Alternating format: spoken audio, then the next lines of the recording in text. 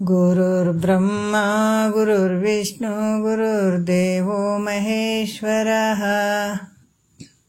ಗುರು ಸಾಕ್ಷಾತ್ ಪರಬ್ರಹ್ಮ ತಸ್ಮೈ ಶ್ರೀ ಗುರವೇ ನಮಃ. ಧ್ಯಾನ ಮೂಲ ಗುರುಮೂರ್ತಿ, ಪೂಜ್ಯ ಮೂಲ ಗುರುಪಾದ, ಮಂತ್ರ ಮೂಲ ಗುರುವಾಕ್ಯ, ಮುಕ್ತಿ ಮೂಲ ಗುರುಕೃಪಃ.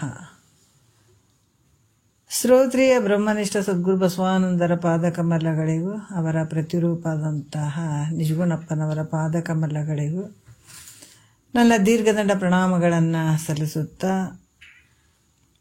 ಸದ್ಗುರು ಮಾರ್ಥಂಡ ಸಾಬಾಯಿ ಸದ್ಗುರುಗಳ ಪಾದಕಮಲಗಳಿಗೂ ಹಾಗೂ ರಾಯಪ್ಪ ಸದ್ಗುರುಗಳ ಪಾದಕಮಲಗಳಿಗೂ ನನ್ನ ದೀರ್ಘದಂಡ ಪ್ರಣಾಮಗಳನ್ನು ಸಲ್ಲಿಸುತ್ತಾ, ಗುರು ಸ್ವರೂಪರಾದಂಥ ನನ್ನ ಪತಿದೇವರಿಗೂ ಕೂಡ ನನ್ನ ದೀರ್ಘದಂಡ ಪ್ರಣಾಮಗಳನ್ನು ಸಲ್ಲಿಸುತ್ತಾ, ಮನದಲ್ಲಿ ಸ್ಮರಿಸಿಕೊಳ್ಳುತ್ತಾ, ತಮ್ಮೆಲ್ಲರಿಗೂ ವಂದಿಸುತ್ತಾ, ಇವತ್ತಿನ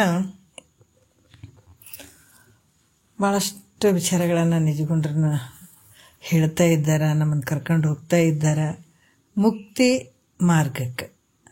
ಅಂದ್ರೆ ಕೈವಲ್ಯ ಪದ್ಧತಿ ಒಳಗೆ ಕೈವಲ್ಯ ಅಂದ್ರೆ ಮುಕ್ತಿ, ಮೋಕ್ಷ, ಪದ್ಧತಿ ಅಂದ್ರೆ ದಾರಿ. ಈ ಒಂದು ಕೈವಲ್ಯ ಪದ್ಧತಿ ಒಳಗೆ ಶಿವಕಾರುಣ್ಯ ಸ್ಥಳ ನಡೆದಂಥ ವಿಚಾರ. ಇಲ್ಲಿ 16ನೆಯ ಪದದಲ್ಲಿ ಶಿಷ್ಯ ಪರಮಾತ್ಮನನ್ನು ಕುರಿತು ನನಗೆ ಇಂತಿಂಥವುಗಳಿಂದ ದುಃಖ ಆಗ್ತಂತ ಕೇಳಾಕತ್ತಾನೆ ನೋಡ್ರಿ. ಯಾಕಂದ್ರೆ ನಿಜವಾದಂಥ ಶಿಷ್ಯನ ಒಂದು ಕೋರಿಕೆ, ಬೇಡಿಕೆ ಹೆಂಗಿರ್ತದ ಅನ್ನುವಂಥದ್ದನ್ನು ಈ ಪದ್ಯಗಳಲ್ಲಿ ಹೇಳ್ತಾ ಇದ್ದಾರೆ. ಏನು ಹೇಳ್ತಾ ಇದ್ದಾರೆ? ನನ್ನನ್ನು ಇಂಥ ದುಃಖಗಳಿಂದ ರಕ್ಷಣೆ ಮಾಡು ಪರಮಾತ್ಮ ಕೇಳ್ಕೊಳ್ತಾ ಇದ್ದಾನೆ ಶಿಷ್ಯ.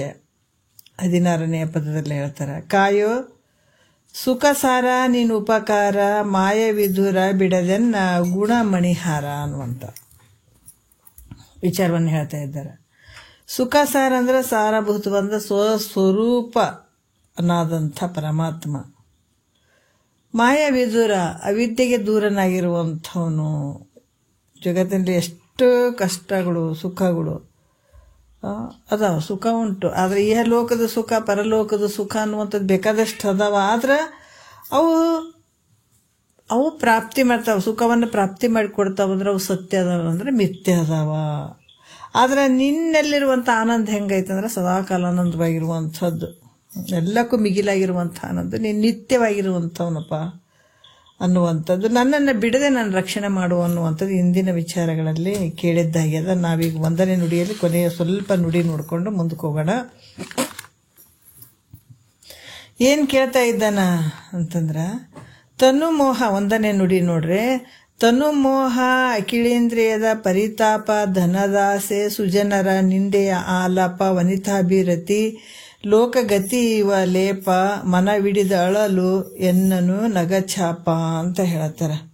1ನೇ ನುಡಿಯಲ್ಲಿ ಪರಮಾತ್ಮನನ್ನ ಕುರಿತು ಶಿಷ್ಯನು ಕೇಳಕತ್ತಾನ. ಇಂದಿನ ವಿಚಾರ ಸ್ವಲ್ಪ ಆಗ್ಯದ ಈ ನುಡಿಯಲ್ಲಿ. ತನು ಮೋಹ ಅನ್ನುವಂಥದ್ದು ಈ ಶರೀರದ ಮೇಲಿರುವಂಥ ಮೋಹ ಭಾಳಷ್ಟು ಐತೆ. ಮತ್ತು ಇಂದ್ರಿಯಗಳಿಂದ ಆಗುವಂಥ ಒಂದು ಏನು ದುಃಖ, ಪರಿತಾಪ.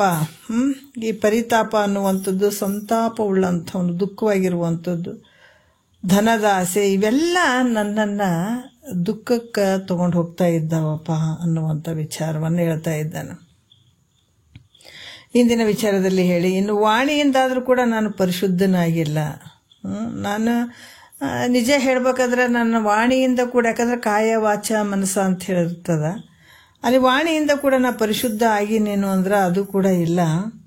ಯಾಕಂದ್ರೆ ಸದಾಕಾಲದಲ್ಲಿ ಸತ್ಪುರುಷರ ಒಂದು ನಿಂದೆಯನ್ನು ಮಾಡ್ತೀನಿ. ಅದಕ್ಕೆ ಸುಜನರ ನಿಂದೆಯ ಆಲಾಪನೆ ಅಂತ ಹೇಳ್ತಾರೆ. ಸುಜನರ ಒಂದು ಸದಾಕಾಲದಲ್ಲಿ ನಾನು ಏನು ಮಾಡ್ತೀನಿ ಅಂದ್ರೆ ಸತ್ಪುರುಷರ ಒಂದು ನಿಂದಾ ರೂಪವಾಗಿದ್ದಂಥ ಮಾತಿನಿಂದ ಕೂಡಿದ್ದೀನಿ. ಅದಕ್ಕೆ ದ್ರವ್ಯದ ಮೇಲೆ ಆಸೆ ಉಳ್ಳ ಪುರುಷನು ಏನು ಮಾಡ್ತಾನ, ಯಾರ ಸಂಗಡ ಕೂಡ ಮಿತ್ರತ್ವ ಮಾಡಂಗಿಲ್ಲ. ಯಾಕಂದ್ರೆ ದುಡ್ಡು ಕೇಳಿಬಿಡ್ತಾರೇನೋ ಅಂತ. ಧನದಾಸೆ ಅಂತ ಹೇಳ್ತಾರೆ ನೋಡ್ರಿ. ಧನದಾಸೆ ಹೆಂಗಂದ್ರೆ ಯಾರಾದರೂ ನಮ್ಮ ದುಡ್ಡು ಕೇಳಿಬಿಡ್ತಾರೇನೋ ಅಂತ ಹೇಳಿಬಿಟ್ಟು ಆತ ಯಾರ ಹತ್ರನೂ ಏನೋ ಮಿತ್ರತ್ವ ಮಾಡಂಗಿಲ್ಲ. ಹೊರಗಿನವ್ರಂತೂ ಇರಲಿ, ಮನೆಯವ್ರು ಮಗನ ಸಂಗಡ ಕೂಡ ಅದು ಹೆಚ್ಚಿಗೆ ವ್ಯವಹಾರ ಮಾಡಂಗಿಲ್ಲ. ದುಡ್ಡಿಂದ ಏನಾರು ವ್ಯವಹಾರ ಬಂದುಬಿಡ್ತದೇನಂತೇಳಿ ಅಷ್ಟೊಂದು ಇದರಲ್ಲಿ ಇರ್ತಾನತ. ಯಾಕಂದ್ರೆ ದುಡ್ಡು ಈತನ ಬಲ್ಲಿ ಅದಾವ ಅಂತ ಗೊತ್ತಾದ ತಕ್ಷಣನೇ ಎಲ್ಲರೂ ಕೇಳ್ತಾರ, ತಕ್ಕೊಳ್ತಾರ ಅನ್ನುವಂಥ ಭಾವ, ಭಯ ಇದರಿಂದ ಕೂಡಿರ್ತಾನೆ. ಯಾಕಂದ್ರೆ ಕೂಡಿದಂಥವ್ನು ನಾನು ತನ್ನ ವಿಚಾರವನ್ನು ಹೇಳ್ತಾ ಇದ್ದಾನೆ. ಭಕ್ತನಾದಂಥವನು, ಸತ್ಪುರುಷರಾದಂಥವ್ರು ಈ ಲೋಭಿಯನ್ನು ಕುರಿತು ನೀನು ದಾನ ಮಾಡಪ್ಪ. ಅದಕ್ಕೆ ಹೇಳ್ತಾರವ್ರು, ಏನು ಹೇಳ್ತಾರ, ನೀನು ದಾನವನ್ನು ಮಾಡಿದ್ರಿಂದ ನಿನಗೆ ಪುಣ್ಯ ಪ್ರಾಪ್ತಿ ಆಗ್ತದ ಅಂತ. ಮತ್ತು ಈ ಪುಣ್ಯ ಪ್ರಾಪ್ತಿ ಆಗೋದ್ರಿಂದ ಏನಾಗ್ತದ, ಮುಂದಿನ ಜನ್ಮಗಳಲ್ಲಿ ಆದರೂ ಕೂಡ ನೀನು ಶ್ರೀಮಂತನಾಗಿ ಹುಟ್ಟುತ್ತೀವಿ ಮತ್ತು ಒಳ್ಳೆ ರೀತಿಯಿಂದ ಇರ್ತೀಯಪ್ಪ ಅಂತ ಉಪದೇಶ ಮಾಡ್ತಾರೆ. ಯಾಕಂದ್ರೆ ನೀ ಕೊಟ್ಟದ್ದು ತನಗೆ ಬಚ್ಚಿಟ್ಟದ್ದು ಪರರಿಗೆ, ಕೊಟ್ಟಿದ್ದು ಕೆಟ್ಟಿತನೆ ಬೇಡ, ಮುಂದೆ ಕಟ್ಟಿಹುದು ಬುತ್ತಿ ಸರ್ವಜ್ಞ ಅಂತ ಇದೆ. ಸಿರಿ ಬಂದ ಕಾಲಕ್ಕೆ ಕರೆದು ದಾನವ ಮಾಡು, ಪರಿಣಾಮವಕ್ಕೂ ಪದವಕ್ಕೂ ಕೈಲಾಸ ನೆರೆಮನೆ ಹಕ್ಕು ಸರ್ವಜ್ಞ ಅಂತ ಹೇಳಿದ್ದಾರೆ. ದಾನ ಧರ್ಮ ಮಾಡಪ್ಪ. ಆದ್ರೆ ಇಲ್ಲಿ ಕೂಡ ಹೇಳ್ತಾರ, ಮುಂದಿನ ಜನ್ಮಗಳಲ್ಲಿ ಈಗ ಮಾಡಿದಂತಂದ್ರೆ ಈ ಬುತ್ತಿ ಮುಂದೆ ನಿನಗೆ ಕಾಯ್ತದದು. ಅದಕ್ಕೆ ನಿನಗೆ ಒಳ್ಳೆ ಶ್ರೀಮಂತರ ಹೊಟ್ಟೆಯಲ್ಲಿ ಹುಟ್ಟುತ್ತಿದ್ದಿ ಅಂತ ಉಪದೇಶ ಮಾಡಿದ್ರ ಅವ್ರೇನು ಹೇಳ್ತಾರೆ, ಕೆಲಸ ಇರ್ಲಾರ್ದ ಮನೆ ಎಲ್ಲವನ್ನ ಬಿಟ್ಟು ಬಂದು ಕುಂತು ದೊಡ್ಡ ಮಾತಾಡ್ತಾನೆ ಅಂತೀವಿ.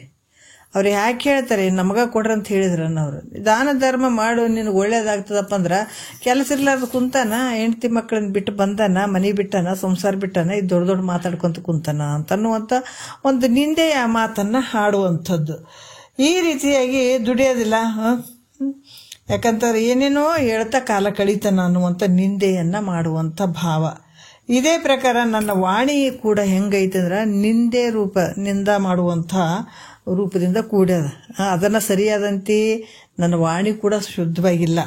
ಮತ್ತು ಜಗತ್ತಿನ ಜನರು ತಮ್ಮಲ್ಲಿದ್ದಂಥ ದುಷ್ಟುಗಣಗಳನ್ನು, ಯಾಕಂದ್ರೆ ಜಗತ್ತಿನಲ್ಲಿ ಸಾಮಾನ್ಯವಾಗಿ ಎಲ್ಲರೂ ನೋಡ್ರಿ, ಅದಕ್ಕೆ ಈ ಬೆರಳು ಈ ತೋರ್ ಬೆರಳು ಐತಲ್ಲ, ಇದು ತೋರಿಸಿದ್ರೆ 4 ಬೆರಳು, ಇದು ನಮ್ಮ ಕಡೆ ಈ 3 ಬೆರಳು ನೋಡ್ರಿ, ತೋರ್ ಬೆರಳು ಹಿಂಗೆ ಉದ್ದ ಮಾಡ್ರಿ, ಈ 3 ಬೆರಳು ನಮ್ಮನ್ನು ತೋರಿಸ್ತಾವ ಅಂತಿದ್ರು ಗುರುಗಳು. ಯಾಕಂದ್ರೆ ಈ ಒಂದು ಇನ್ನೊಬ್ರಿಗೆ ನಾವು ಬಟ್ಟು ಮಾಡಿ ತೋರಿಸಿದ್ರೆ 3 ಬೆರಳು ನಮ್ಮ ಗುಣಗಳನ್ನು ನೋಡ್ಕೊಳ್ರಿ ಅನ್ನುವಂಥ ಭಾವದಲ್ಲಿ ಇರ್ತಾವ ಅನ್ನುವಂಥ ವಿಚಾರವನ್ನು ಹೇಳ್ತಿದ್ರು. ಜಗತ್ತಿನಲ್ಲಿ ದುಷ್ಟು ಗುಣಗಳು ಬಿಟ್ಟು, ತಮ್ಮಲ್ಲಿರುವಂಥ ದುಷ್ಟು ಗುಣಗಳನ್ನು ಬಿಟ್ಟು ಎರಡನೆಯವರ ಹಂಗೆ ಮಾಡಿದ್ರು ಹಿಂಗೆ ಮಾಡಿದ್ರು ಅಂತ ಅವ್ರ ಗುಣಗಳನ್ನೇ ಎಣಿಸುವಂಥದ್ದು. ಯಾಕಂದ್ರೆ ಅವರಿಗೆ ತಮ್ಮಲ್ಲಿದ್ದಂಥ ದುಷ್ಟು ಗುಣಗಳು ಕಾಣಿಸೋದೇ ಇಲ್ಲ. ನಮ್ಮಲ್ಲಿರುವಂಥದ್ದು ನಮ್ಗೆ ಕಾಣಿಸ್ತದಾನೆ ಯಾವಾಗಾದ್ರೆ ನಾವು ಇನ್ನೊಬ್ರ ಗುಣಗಳನ್ನು ನಾವು ನೋಡಿ ಅವ್ರು ಹಿಂಗೆ ಮಾಡಿದ್ರು ಹಂಗೆ ಮಾಡಿದ್ರು ಅಂತ ಹೇಳ್ತೀವಿ. ಈ ರೀತಿ ಇರುವಂಥದ್ದು. ಯಾಕಂದ್ರೆ ಕಣ್ಣಿಗೆ ಹೊರಗಿನವರು, ಯಾಕಂದ್ರೆ ಹಂಗದಾರ ಹಿಂಗದಾರ ಅಂತ ಕಣ್ಣಿಗೆ ಕಪ್ಪದಾರ ಈ ರೂಪಾದಿಗಳಂತ ಕಾಣಿಸ್ತಾವ.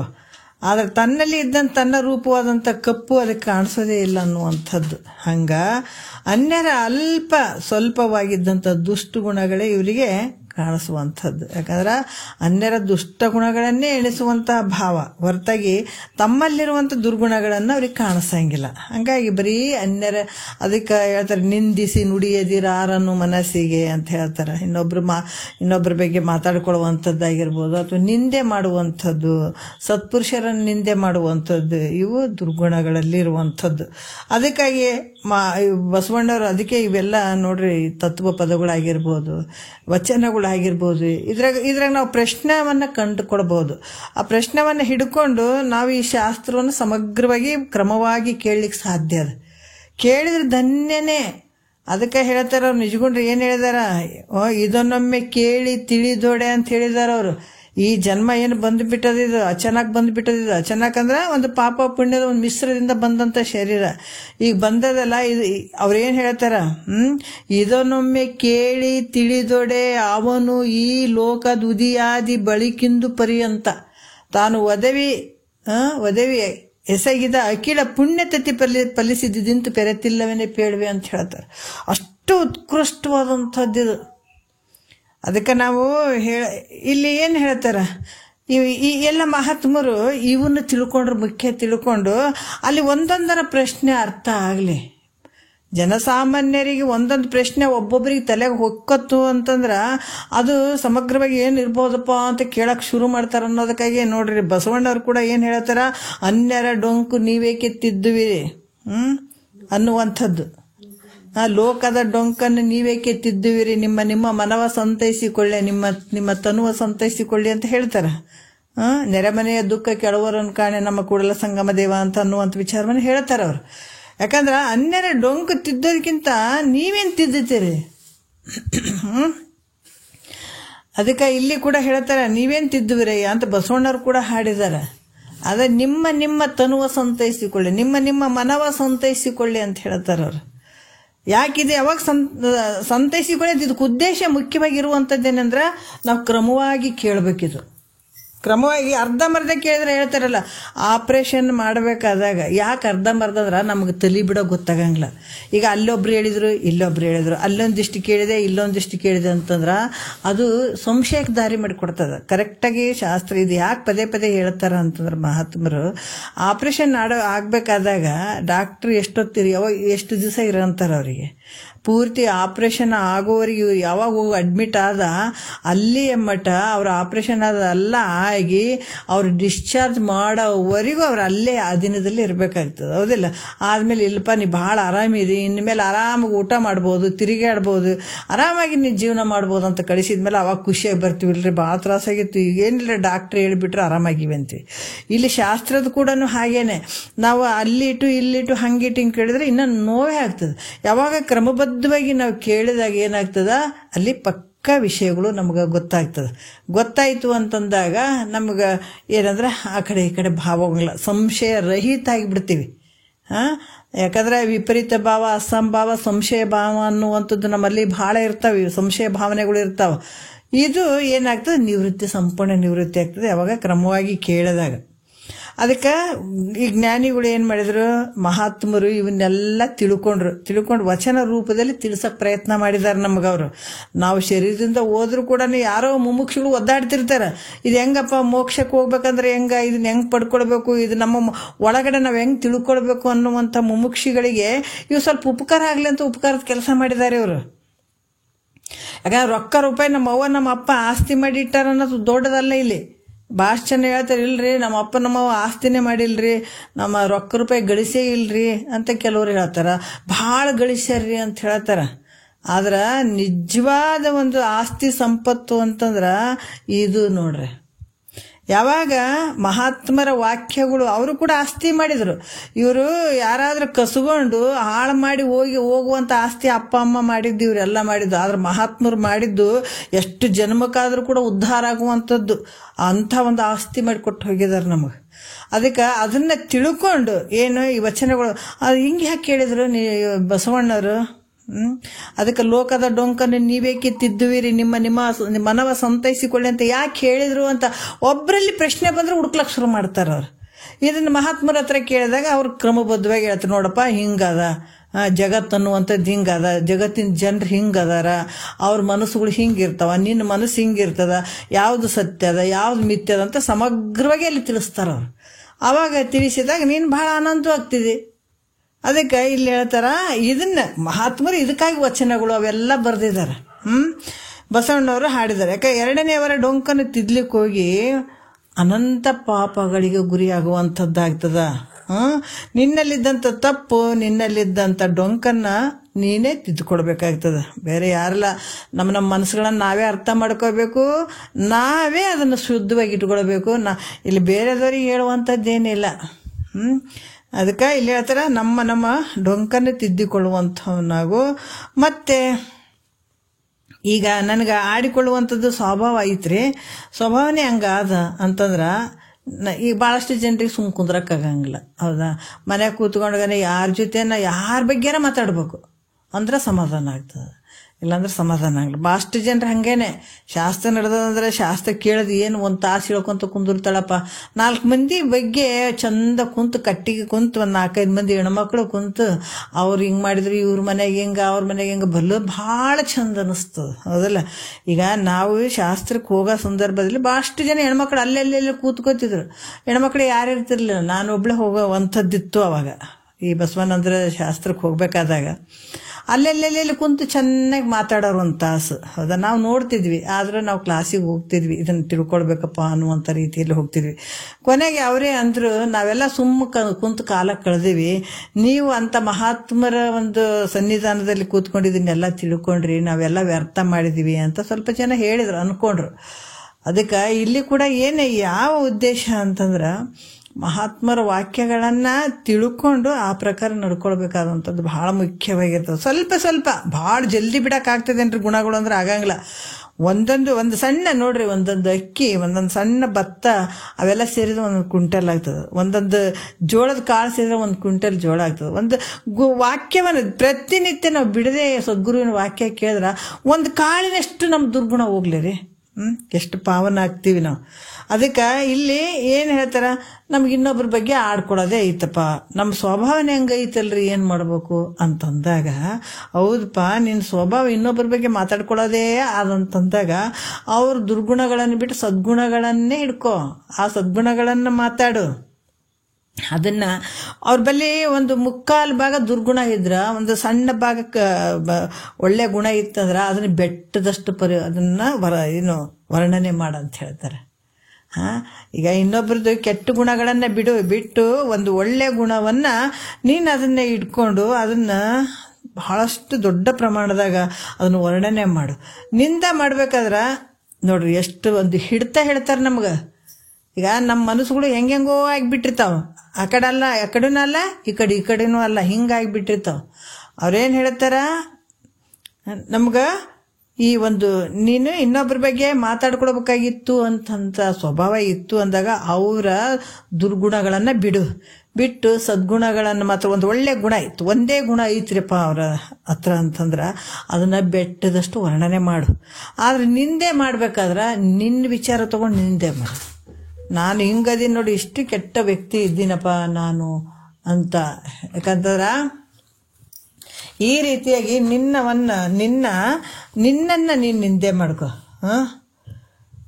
ಯಾಕಂತಂದ್ರೆ ಪರರ ಸದ್ಗುಣಗಳನ್ನು ಅಣುವಿನಂತೆ ಕಂಡ್ರು ಕೂಡ, ಪರರ ಇಲ್ಲಿ ಸದ್ಗುಣಗಳನ್ನು ಸ್ವಲ್ಪ ಅಣುವಿನಂತೆ ಕಂಡ್ರು ಕೂಡ ಪರ್ವತದಂತೆ ವರ್ಣನೆ ಮಾಡಂತ ಹೇಳ್ತಾರೆ ಮಹಾತ್ಮರು.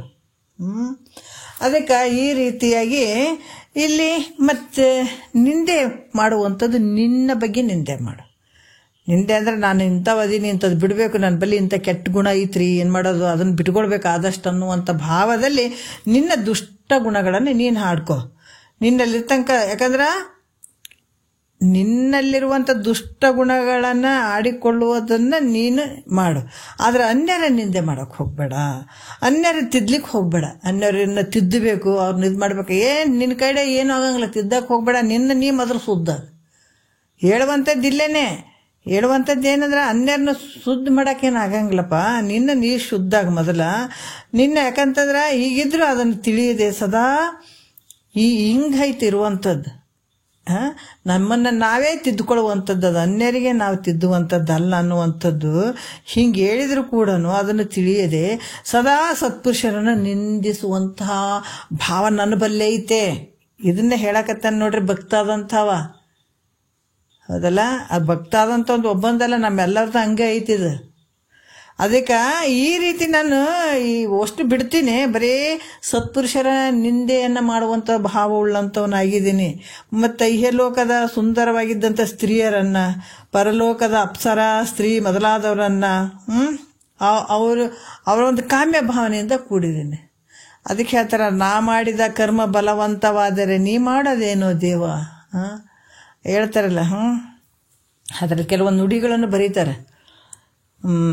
ಅದಕ್ಕೆ ಈ ರೀತಿಯಾಗಿ ಇಹಲೋಕದ ಭೋಗಗಳನ್ನು, ಪರಲೋಕದ ಭೋಗಗಳನ್ನು ಇಚ್ಛಿಸಿ ಆ ಭೋಗಗಳನ್ನು ಇಚ್ಛೆ ಪಟ್ಟಂಥವನಾಗಿದ್ದೀನಿ ನಾನು. ಮತ್ತು ಲೌಕಿಕ ಮಾರ್ಗದಲ್ಲಿ ದುರ್ವರ್ತನೆ ಉಳ್ಳಂಥವನಾಗಿದ್ದೀನಿ. ಲೌಕಿಕದಲ್ಲಿ ನಾನು ಹೆಂಗದೇನೆ ದುರ್ವರ್ತನೆ ಉಳ್ಳಂಥವನಾಗಿದ್ದೀನಿ. ಈ ಪ್ರಕಾರ ಇವೆಲ್ಲವುಗಳನ್ನು ಮನಸ್ಸಿನಲ್ಲಿ ಇಟ್ಕೊಂಡು ನಾನು ಭಾಳಷ್ಟು ಒದ್ದಾಡ್ತಾ ಇದ್ದೀನಪ್ಪ. ನನ್ನನ್ನು ನೀನು ರಕ್ಷಣೆ ಮಾಡು. ಅದಕ್ಕೆ ನೀನು ನನಗೆ ಕಾಯುವಂಥ ರಕ್ಷಣೆ ಮಾಡು ತಂದೆ. ನನಗೆ ಒಂದಲ್ಲ ಎರಡಲ್ಲ ನನ್ನ ಗುಣಗಳು ನಾನು ನೋಡ್ಕೊಂಡ್ರೆ ಭಾಳ ಕೆಟ್ಟ ಗುಣಗಳು ಅನ್ಸಕತ್ಬಿಟ್ಟಾವ. ಈಗ ನೋಡ್ರಿ, ಯಾಕಂದ್ರೆ ಪರ್ವತವನ್ನೇ ಬಿಲ್ಲನ್ನಾಗಿ ಮಾಡಿ ತ್ರಿಪುರವನ್ನೇ ಸುಟ್ಟಿರುವಂಥವ್ ನೀನು ನನ್ನನ್ನು ರಕ್ಷಣೆ ಮಾಡೋಕ್ಕಾಗಲ್ಲ ನಿನಗೆ.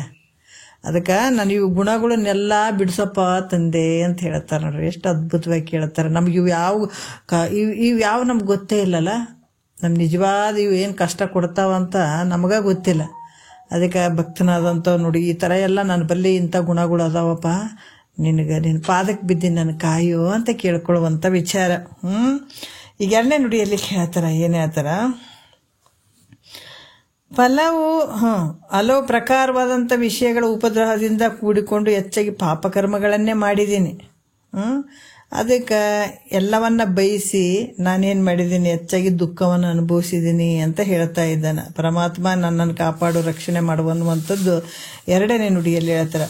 ಫಲವು ವಿಷಯದ ಉಪಹತಿಯೊಡಗೂಡಿ ಕಲುಷ ರೂಪಿನ ಕರ್ಮವನ್ನು ಮಿಗೆ ಮಾಡಿ ಕುಲ ಜಾತಿ ರೂಪು ಸಂಪದವನ್ನೇ ಬೇಡಿ ಸಲೆ ಬಾಧೆ ಬಡವಿನ ಅಭಾವ ನೀ ನೋಡಿ ಅಂತ ಹೇಳ್ತಾರೆ.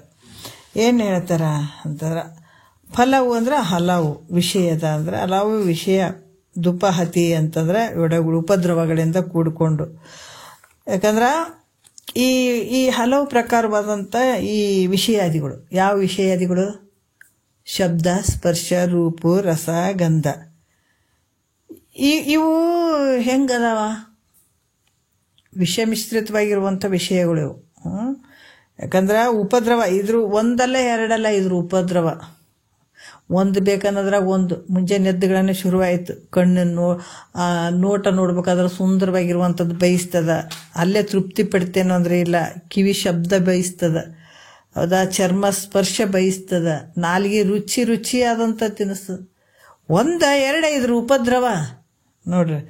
ಅದಕ್ಕೆ ಅಂದರೆ ಇವುಗಳನ್ನು ಬಯಸಿ ಅವುಗಳಲ್ಲಿ ಪ್ರಾಪ್ತಿ ಮಾಡ್ಕೊಳ್ಬೇಕನ್ನುವಂಥ ಅನಂತ ಪ್ರಕಾರದ ಪಾಪ ಕರ್ಮಗಳನ್ನೇ ಮಾಡಿದ್ದೀನಿ.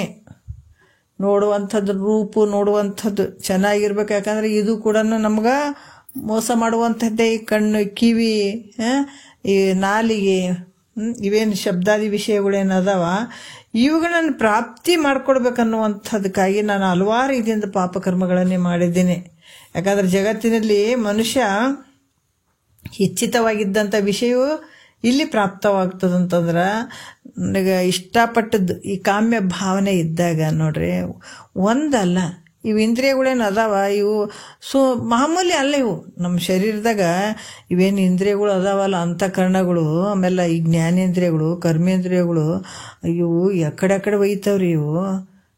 ಈ ಜ್ಞಾನೇಂದ್ರಿಯಗಳು ಅಂದ್ರೆ ಸುಮ್ಮನೆ ಅಂತ ತಿಳ್ಕೊಂಡ್ರಿ ನೀವು.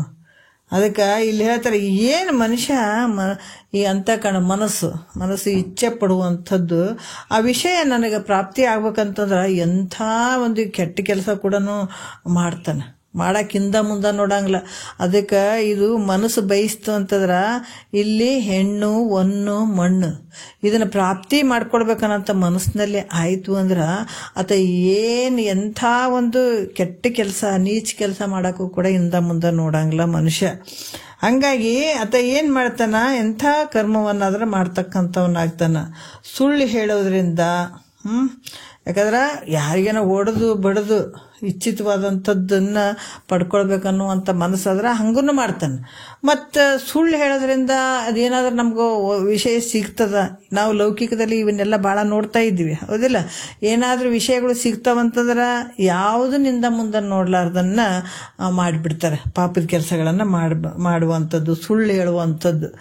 ಅದಕ್ಕೆ ಇಲ್ಲಿ ಕೂಡ ಕೊಲೆ ಮಾಡೋದ್ರಿಂದ ಪ್ರಾಪ್ತ ಆಗ್ತದ ಆ ವಿಷಯ, ನಿಶ್ಚಿತವಾದಂಥ ಭೋಗ ಅಥವಾ ಆ ಫಲ ಸಿಗ್ತದಂತಂದ್ರೆ ಕೊಲೆ ಮಾಡೋಕ್ಕೂ ಕೂಡ ಹೆಸಂಗಿಲ್ಲ. ಈ ರೀತಿ ಜಗತ್ತಿನಲ್ಲಿ ಎಷ್ಟೋ ಪಾಪ ಕರ್ಮಗಳುಂಟು. ಅವೆಲ್ಲವೂ ಯಾವುದ್ರ ಸಲುವಾಗಿ ಆಗ್ಯಾವ? ಇಷ್ಟೆಲ್ಲ ನಡೆದವಲ್ಲ. ಅದಕ್ಕೆ ಹೇಳ್ತಾರೆ, ಇಂಥ ಮನಸ್ಸು ಇಂಥವೇನು ವಿಷಯಾದಿಗಳ ಅಪೇಕ್ಷೆ ತ್ರೈತಾಯುಗದಾಗಿತ್ತು, ದ್ವಾಪರದಾಗಿತ್ತು, ಕೃತಯುಗದಾಗಿತ್ತಂತಲ್ಲ, ಈಗೂ ಹಾಗೆ ಅದಾವ. ಇವನ್ ದೇವತೆಗಳಾಗಿರ್ಬೋದು, ಇವನ್ ಅಸುರರಾಗಿರ್ಬೋದು, ಇವಕ್ಕಾಗೆ ಮೊಡ್ದಾಡ್ಯಾವ ನೋಡ್ರಿ ಎಲ್ಲ. ಮತ್ತು ಈ ಮನುಷ್ಯರನ್ನು ಸುಮ್ಮನೆ ಅದಾರ, ಇವಕ್ಕ ನೋಡ್ರಿ ಈ ವಿಷಯಗಳನ್ನು ಪ್ರಾಪ್ತಿ ಮಾಡ್ಕೊಳ್ಳೋದ್ರ ಸಲುವಾಗಿ ಹಲವಾರು ರೀತಿಯ ಪಾಪದ ಕರ್ಮಗಳನ್ನು ಮಾಡಿದ್ದಾರೆ. ಇವೆಲ್ಲ ವಿಷಯದ ಪ್ರಾಪ್ತಿಗೋಸ್ಕರನೇ ಇವೆಲ್ಲ ಆಗಿರುವಂಥದ್ದು. ಅದಕ್ಕೆ ದುರಿತ ಕುಲ ಬಂಧುವೆನಿಸುವುದು ಯಾವುದಪ್ಪ ಅಂದ್ರೆ ಯೌವನ ಸಂದರ್ಭದಲ್ಲಿ ಬಹಳಷ್ಟು ಪರೀಕ್ಷೆ ನಡೀತಾವೆ. ಒಂದಲ್ಲ ಎರಡಲ್ಲ ಇವು. ಅದಕ್ಕೆ ಇದರಿಂದ ಪಾರಾಗಬೇಕಾದ್ರೆ ಸುಮ್ಮನೆ ಅಲ್ಲ. ಕುರುಕ್ಷೇತ್ರ ಅಂತಂದ್ರೆ ಏನು ಸುಮ್ಮನೆ ಆಯ್ತಾನೆ ಯುದ್ಧ? ಇಲ್ಲಿ ಯುದ್ಧ ಐತೆ ನೋಡ್ರಿ, ನಮ್ಮೊಳಗಡೆ ನಡೆಯುವಂಥ ಯುದ್ಧ ಶುರು ಮಾಡ್ರಿ ಗೊತ್ತಾಗ್ತದೆ. ಅದು ಬೇಕು, ಇದು ಬ್ಯಾಡ ಆಗ್ತದೆ. ಅದಕ್ಕೆ ಮಹಾತ್ಮರು ಯಾವುದನ್ನ ಗೆದ್ರು ಅಂದ್ರೆ ತಮ್ಮನ್ನ ತಾವು ಗೆದ್ರು. ಹೊರಗಡೆ ನೋಡಕ್ಕೆ ಹೋಗ್ಲಿಲ್ಲ ಅವರು. ತಮ್ಮೊಳಗಡೆ ನೀವು ಕುಂತವ್ರದಾರ, ಒಬ್ಬರಲ್ಲ ಇಬ್ಬರಲ್ಲ ಇಲ್ಲಿ ಕಾಯ್ಕೊಂಡು ಕುಂತವ್ರು ನಿನ್ನನ್ನು ಮುಂದಕ್ಕೆ ಬಿಡಂಗಿಲ್ಲ. ಆನಂದಕ್ಕೆ ನಿನ್ನ ಸ್ವರಾಜ್ಯ ಸಿಂಹಾಸನ ಕಳ್ಕೊಂಡ್ಬಿಟ್ಟಿದೆ, ಅವ್ರ ಆಧೀನ ಆಗ್ಯದ. ಹಂಗಾಗಿ ಇದನ್ನು ಪಡ್ಕೊಳ್ಬೇಕಂದ್ರೆ ಸುಮ್ಮನೆ ಐತಾನೆ. ಇಲ್ಲಿ ಮುಂದಲು ವಿಷಯಗಳನ್ನೇ ದಾಟಿ ಹೋಗೋವಲ್ಲ ನಾವು. ಇವನ್ನ ಬಿಡದ ಮಣಿಯವಲ್ದು. ಇವ್ರ ಮ್ಯಾಲೆ ಏನು ಭಾವ ಇಟ್ಟಿವಿ, ಮೋಹ ಇಟ್ಟಿವಿ, ಇವನ್ನ ಬಿಡೋದಾಗವಲ್ದು ನಮಗೆ. ಅದಕ್ಕೆ ಮಹಾತ್ಮರು ಇಲ್ಲಿ ತೋರ್ಸಪ್ಪ, ಇಲ್ಲಿ ಮಾಡು. ಅದಕ್ಕೆ ಇಲ್ಲಿ ಹೇಳ್ತಾರೆ, ಇವೆಲ್ಲ ವಿಷಯದ ಪ್ರಾಪ್ತಿಗೋಸ್ಕರನೇ ಇಷ್ಟೆಲ್ಲ ಮಾಡಬಾರ್ದು ಕೆಲಸಗಳು ನಡೆದಿದ್ದಾವೆ. ಯಾಕಂದ್ರೆ ಇಚ್ಛಿತ ಅಪೇಕ್ಷೆಯನ್ನು ಪಡ್ಕೊಳ್ಳೋ ಸಲುವಾಗಿ. ನಾನಾದರೂ ಕೂಡ ಸಹ ಇದೇ ರೀತಿಯಿಂದ ವಿಷಯಗಳ ಪ್ರಾಪ್ತಿಗಾಗಿ ನೋಡ್ರಿ, ಅದಕ್ಕೆ ಜಗತ್ತಿನೊಳಗೆ ಇವು ಅಸುರರಾಗಿರ್ಬೋದು, ದೇವತೆಗಳಾಗಿರ್ಬೋದು, ಎಲ್ಲ ಪ್ರತಿಯೊಬ್ಬರು ವಿಷಯಗಳ ಅಪೇಕ್ಷೆಯಿಂದನೇ ಆ ಸ್ವರ್ಗ ಈ ಒಂದು ಭೋಗ ಬೇಕು, ದೇವೇಂದ್ರಂದು ಭೋಗ ಬೇಕು, ಅಸುರರು ಇವರೆಲ್ಲ ಬಹಳಷ್ಟು ಮಾಡಿದ್ರು. ಇದಕ್ಕೆ ಅಪೇಕ್ಷೆ ಯಾವುದಕ್ಕೆ? ಇದೇ ವಿಷಯಗಳ ಅಪೇಕ್ಷೆಯಿಂದನೇ ಮನುಷ್ಯಗೆ ಬರೋದು. ಅದಕ್ಕೆ ಅವರು ಅಷ್ಟೇ ಅಲ್ಪ, ನನಗೂ ಹಂಗ ಅದು ನೋಡಿ, ನನ್ನ ಮನಸ್ಸನ್ನ ಹಂಗೆ ಅದೀಗ ಎಷ್ಟು ಹೇಳ್ತಾರೆ ನೋಡ್ರಿ. ಯಾಕಂದ್ರೆ ನಾನಾದರೂ ಸಹ ಇದೇ ರೀತಿಯಿಂದ ವಿಷಯಗಳ ಪ್ರಾಪ್ತಿ ಆಗ್ಬೇಕಂತ ಅನಂತ ಪಾಪ ಕರ್ಮಗಳನ್ನು ಮಾಡಿದ್ದೀನಿ. ನಾನು ಮಾಡಿದ್ದೀನಿ. ಅದಕ್ಕೆ ನಾನು ಇಲ್ಲಿ ಶ್ರೇಷ್ಠವಾಗಿರುವಂಥವನು. ಮತ್ತು ಈಗ ನಾವು ಅಷ್ಟಮದಗಳದಾಗ ಹೇಳ್ತೀವಿ. ಯಾಕೆ? ರೂಪ ಮದ, ಯೌವನ ಮದ, ಧನ ಮದ, ಜಾತಿ ಮದ, ಕುಲ ಮದ, ಅಧಿಕಾರ ಮದ, ಇವೆಲ್ಲ ಮದಗಳದಾಗ ಬರ್ತಾವಲ್ಲ. ಅದಕ್ಕೆ ಸುಂದರ ರೂಪ ಉಳ್ಳವನಾಗಬೇಕು, ಸುಂದರ ಸಂಪತ್ತು ಉಳ್ಳಂಥವನಾಗಬೇಕು, ಸುಂದರ ಸ್ವರೂಪ ಸುಂದರತ್ವದಿಂದ ಇರಬೇಕು. ಈ ಬೇಡಿಕೆಯಿಂದ ನಾನು ಕೂಡ್ಕೊಂಡಿದ್ದೀನಿ. ನನ್ನ ಹತ್ರ ರೊಕ್ಕ ರೂಪಾಯಿ ಬಾಳಬೇಕು, ನನಗೂ ಚಲೋ ಒಂದು ಶ್ರೀಮಂತಿಕೆ ಇರ್ಬೇಕನ್ನುವಂಥದ್ದು, ರೂಪ ಉಳ್ಳಂಥವನಾಗಿರ್ಬೇಕನ್ನುವಂಥದ್ದು, ಇವೆಲ್ಲವೂ ಪ್ರಾಪ್ತ ಆಗ್ಬೇಕಾದ್ರೆ, ಅದಕ್ಕೆ ಇವೆಲ್ಲವೂ ಪ್ರಾಪ್ತ ಆಗ್ಬೇಕಾದ್ರೆ ಪುಣ್ಯವಿಲ್ಲದೆ ಹೆಂಗೆ ಪ್ರಾಪ್ತ ಆಗ್ತದೇನೋ?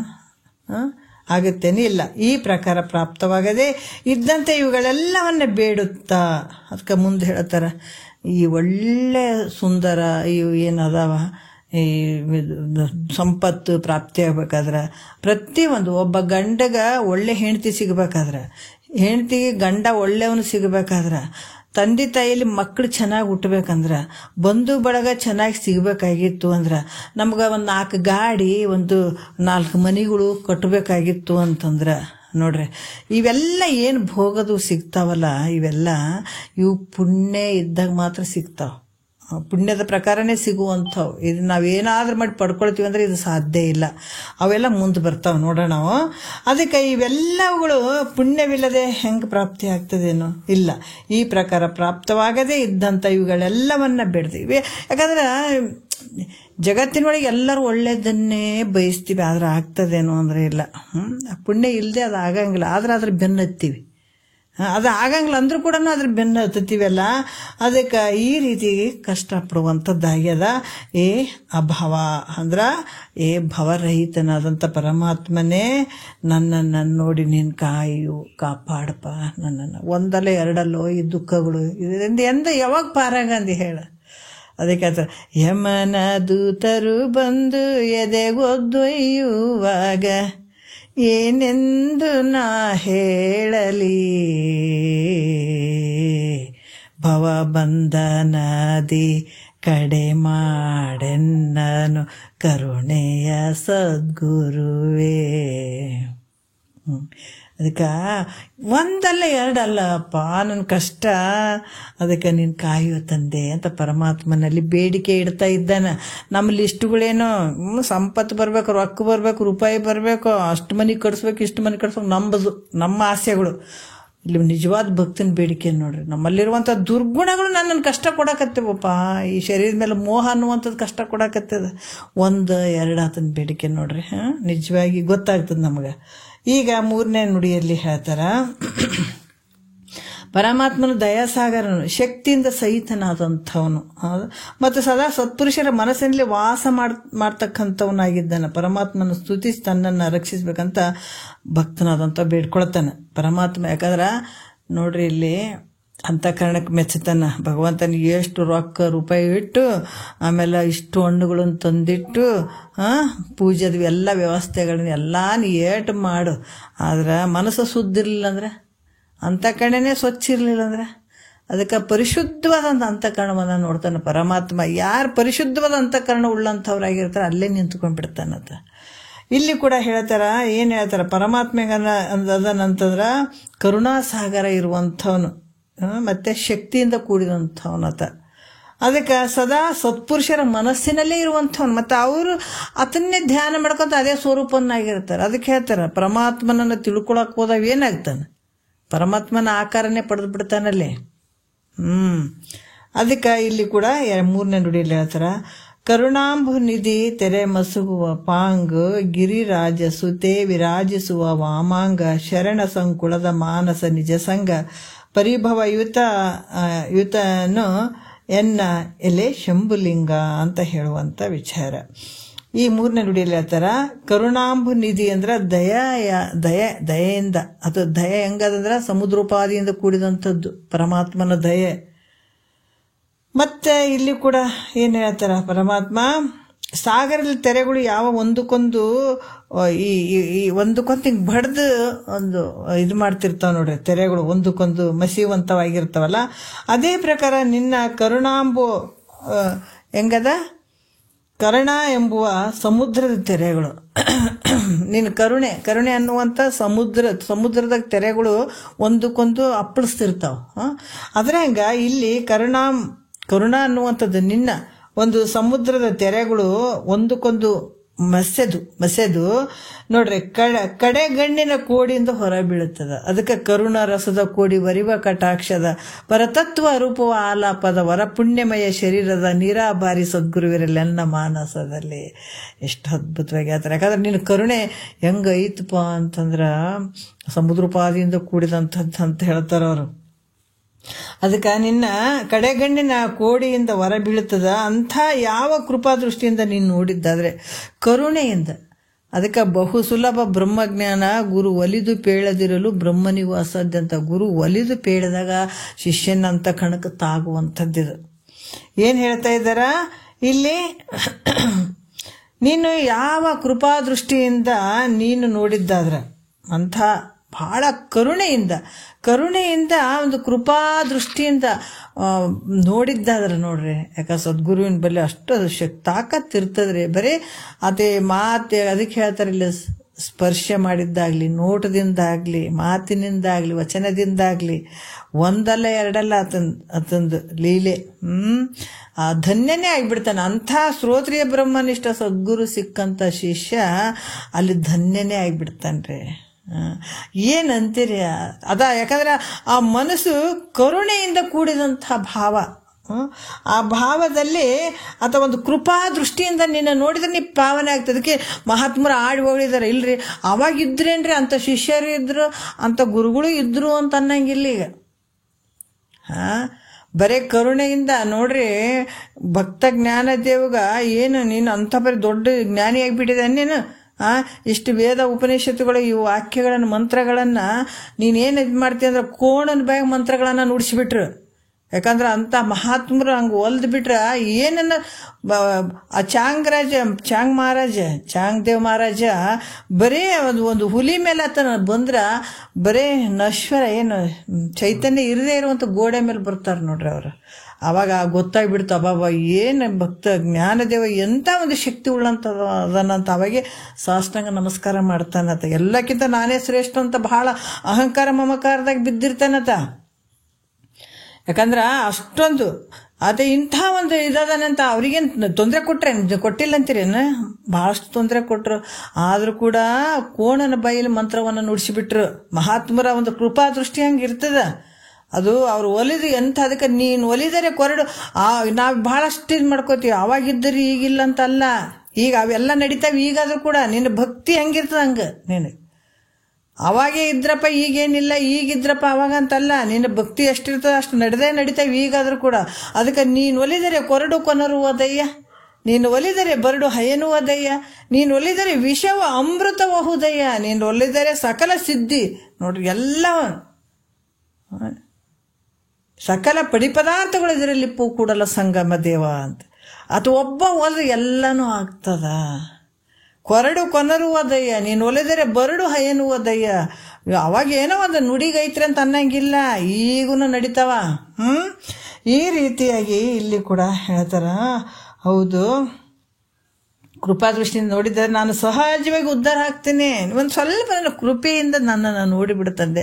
ಯಾಕಂದ್ರೆ ಲಕ್ಷಾಂತರ ಕೋಟ್ಯಾಂತರ ನಿನಗೆ ಭಕ್ತರು ಇರ್ತಾರ. ಅವ್ರ ಮಧ್ಯೆ ನನ್ನನ್ನು ಎಲ್ಲಿ ನೋಡಲಿ ಅಂತ ಆ ಕಡೆ ಏನಾರು ತಿರುಗಿಬಿಟ್ಟೆ ಅಂದ್ರೆ ಮತ್ತೆ ನನಗೆ ಹೆಂಗಾಗ್ತದೆ? ಇಷ್ಟು ಕಷ್ಟದಾಗ ಬಿದ್ದಿದ್ದೀನಿ, ನಾನು ಹೇಳ್ಕೊಳಕತ್ತೀನಿ ನೋಡಿ ನಿನಗೆ. ಜಗತ್ತಿನಾಗ ಎಲ್ಲರೂ ಏನೇನೋ ಪೂಜೆ ಗೀಜೆ ಮಾಡಿ ಏನೇನೋ ಮಾಡ್ತಿರ್ಬೋದು, ನನ್ನ ಕಷ್ಟವನ್ನು ನಾನು ನಿನಗೆ ಹೇಳ್ಕೊಳಕತ್ತೀನಿ. ಅದಕ್ಕೆ ಕೃಪಾದೃಷ್ಟಿಯಿಂದ ನನ್ನನ್ನು ನೋಡಿದ್ದಾದ್ರೆ ನಾವು ಸಹಜವಾಗಿ ಉದ್ಧಾರ ಆಗ್ತೀನಿ, ಅದರಿಂದ ರಕ್ಷಿಸು ಅಂತ ಕೇಳ್ತಾ ಇದ್ದಾನೆ. ಹೌದು, ನಾನು ಕರುಣಾಶಾಲಿಯಾಗಿದ್ದೇನೆ, ಆದರೆ ನನ್ನಲ್ಲಿ ಶಕ್ತಿ ಇಲ್ಲ ಅಂದರೆ ಯಾಕಂದ್ರೆ ಹೌದು ನಾ ಕರುಣಾಶಾಲಿಯಾಗಿದ್ದೀನಪ್ಪ, ಆದರೆ ನನ್ನ ಬಳಿ ಆ ಶಕ್ತಿ ಇಲ್ಲಲ್ಲ ಅಂತ ನೀನು ಏನಾದರೂ ಹೇಳಿದ್ರ, ಎಡದ ತೊಡೆಯ ಮೇಲೆ ಯಾರದಾರ ಶಕ್ತಿ ಅದಳಲ್ಲ, ಪಾರ್ವತಿ ದೇವಿ ನೀನು ಎಡದ ತೊಡೆ ಮೇಲೆ ಕುಂತ್ಕೊಂಡಿದ್ದಾಳ. ಅದಕ್ಕೆ ಆ ಶಕ್ತಿಯಿಂದ ಕೂಡಿದ್ದೀನಿ. ನೀನು ನೀವು ಒಬ್ಬತ್ತಿನ ಇದ್ದೇನೆ, ಹೌದಪ್ಪ ನೀನು ಇಷ್ಟು ಶಕ್ತಿ ಇಲ್ಲ ಅಂತ ಅನ್ಬೋದು, ಆದರೆ ನಿನ್ನ ತೊಡೆ ಮೇಲೆ ಶಕ್ತಿ ಅದಳಲ್ಲ, ಮತ್ತು ಆಕಿನ್ನ ಕೂಡ್ಸ್ಕೊಂಡು ಕುಂತಿದ್ದೀನಿ, ಶಕ್ತಿಯಿಂದ ಕೂಡಿದಂಥವನಿದಿ. ಅದಕ್ಕೆ ನೀನು ಯಾವಾಗಲೂ ಶರಣ ಜನರ ಮನಸ್ಸಿನಲ್ಲಿ ಇರುವಂಥವನೇನು. ಯಾಕಂದ್ರೆ ಶರಣ ಜನರ ಮನಸ್ಸಿನಲ್ಲಿ ಹೆಂಗಂದ್ರೆ ಪರಿಶುದ್ಧವಾದಂಥ ಮನಸ್ಸು ಇರ್ತದೆ, ಪರಿಶುದ್ಧವಾದಂತಲೇ ಭಗವಂತ ನೆಲೆಸೋದು.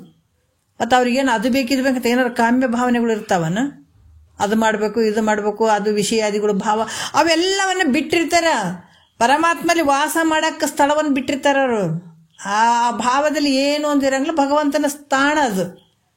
ಅದಕ್ಕಂತ ಸತ್ಪುರುಷರ ಭಾವದಲ್ಲಿ ನೀನು ಇರ್ತಿದಿ.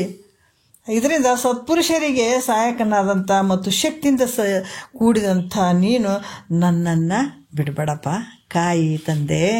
ಅದಕ್ಕೆ ಯಾಕಂದ್ರೆ ನಾನು ಪರಿಪರಿ ಅಂದ್ರೆ ವಿಚಿತ್ರ ಜನ್ಮಗಳು ಬಂದವು ನನಗೆ, ಒಂದಲ್ಲ ಎರಡಲ್ಪ, ಜನ್ಮಾಂತರದಲ್ಲಿ ಬಂದಿದ್ದೀನಿ.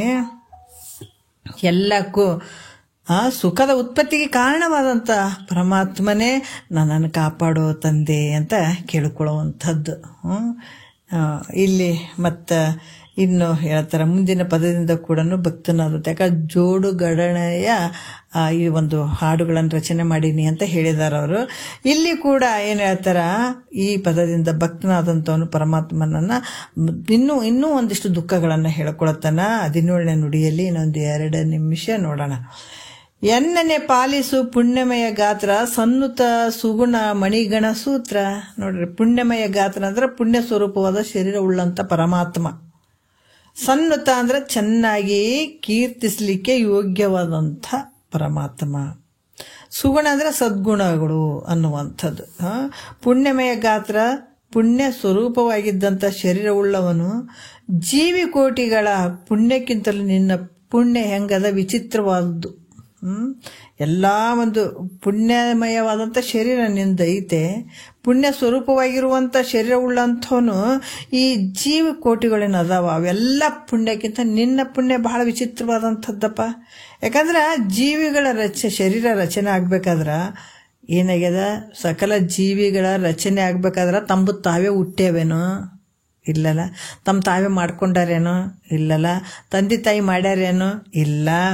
ಅದಕ್ಕೆ ಹೆಂಗದಪ್ಪ ಅಂತಂದ್ರೆ ಜೀವಿಗಳ ಶರೀರಗಳು ರಚನೆ ಆಗ್ಬೇಕಾದ್ರೆ ಅವ್ರವ್ರು ಮಾಡಿದ ಪಾಪ ಪುಣ್ಯಕ್ಕೆ ಅನುಗುಣವಾಗಿ ರಚನೆ ಆಗಿದಾವ.